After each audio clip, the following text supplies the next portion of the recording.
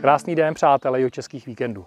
V minulých dílech jsme se věnovali zříceninám, naučným stezkám a dnes jsme opět vyrazili na rozhlednu. Tentokrát rozhledna Gbíl, 10 km od Strakonic, po Žluté 1,5 km.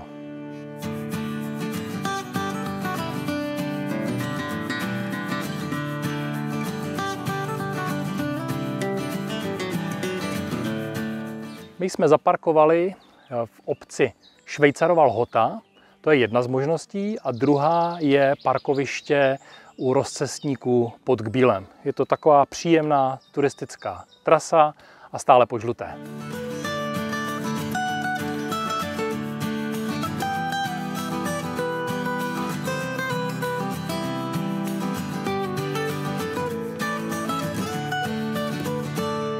Pár set metrů pod rozhlednou je odbočka na Gbílský dolmen. Shluk 3 magických kamenů, takže odbočujeme ze Žluté.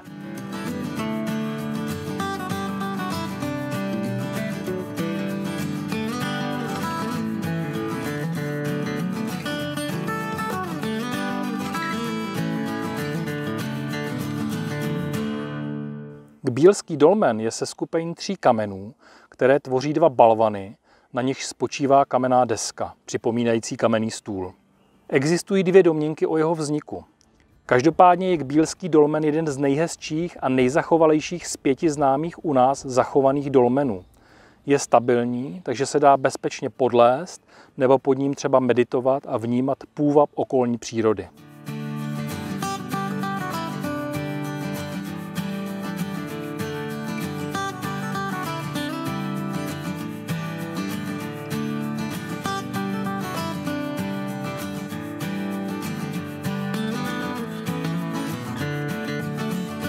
Ve výšce 664 metrů nad mořem je rozhledna Gbíl. 42 metrů, ochos ve výšce 30 metrů, postavena v roce 2008 mobilním operátorem.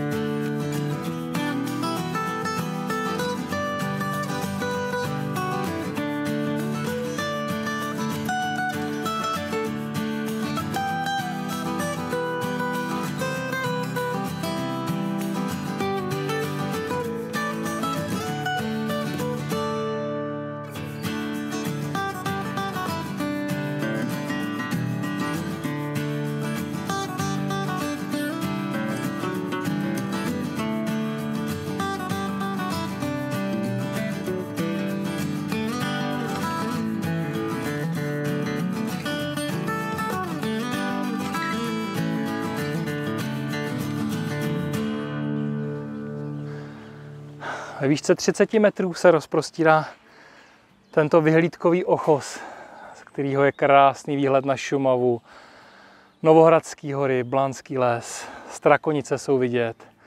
Tyhle jihočeský výhledy jsou opravdu nádherný.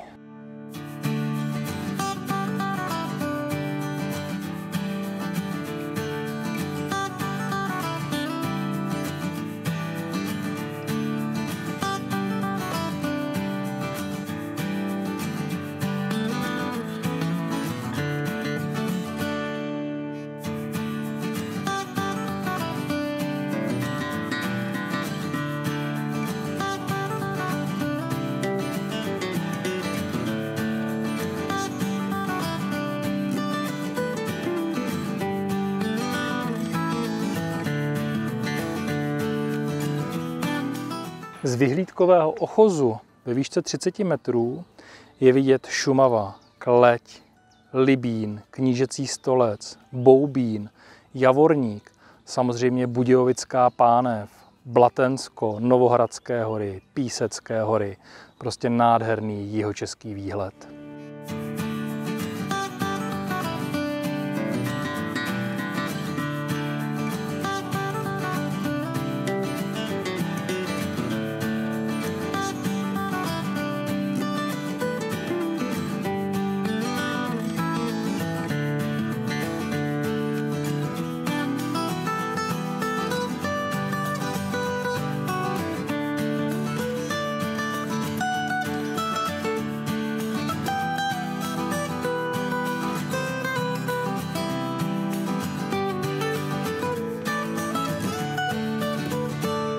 Další díl Jihočeských víkendů je za námi. Rozhledna k Bíl na Strakonicku s krásnými výhledy do krajiny. Takže neseďte doma, vyražte na další Jihočeský víkend. Mějte se krásně.